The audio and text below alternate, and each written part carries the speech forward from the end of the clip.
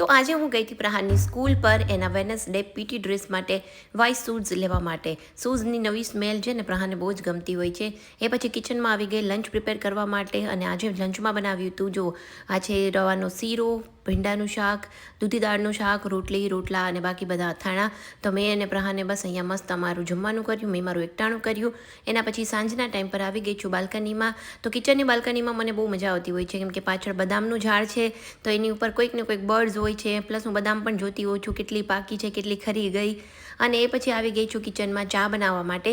સાંજની ચા મારે થોડી પીવા જોતી જ હોય છે અને ડેઈલીને માટે હું બંને ટાઈમ આદું તો યુઝ કરતી જ હોઉં છું ચામાં અને ક્યારેક એલચી પણ નાખી દેતી હોઉં છું. સાંજની ચા લઈ અને હવે હું થોડીક રિલેક્સ થઈ ગઈ છું એટલે આવી ગઈ છું મારા સ્ટડી રૂમમાં. આ એકચ્યુઅલી અમારો એક્ટિવિટી રૂમ છે, મલ્ટીપર્પઝ માટે અમે આ રૂમ યુઝ કરતા હોઈએ છીએ.